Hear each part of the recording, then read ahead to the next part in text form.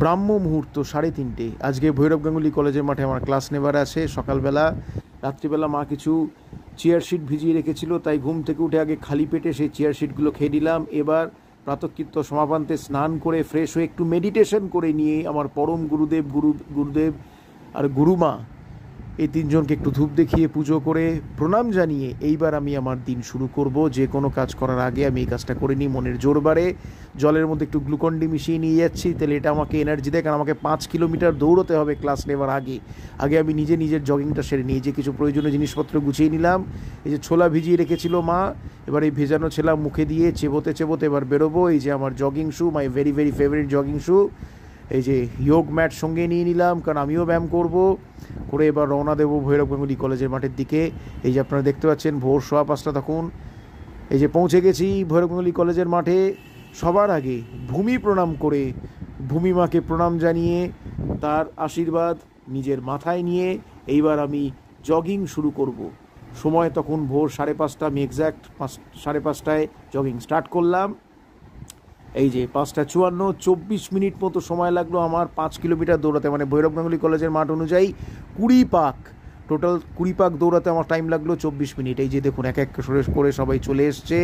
এইবার আমার যোগব্যায়ামের ক্লাস শুরু হবে। তার আগে আমি যে এতটা ঘেমে গেছি, আমি আগে একটু তোয়ালে দিয়ে ভালো করে গাটা মুছে নিয়ে জামাটাকে চেঞ্জ করে নেবো। নতুন একটা এক্সট্রা টি শার্ট নিয়ে এসেছি, সঙ্গে করে নিয়ে যাই extra T shirt. Jogging complete হওয়ার পর আমি ভালো করে চেঞ্জ করে নিয়ে একটু রেস্ট নিয়ে একটু গ্লুকন-ডি দিয়ে জল খেয়ে এবার জুতো খুলে খালি পায়ে ঘাসের উপর হাঁটবো।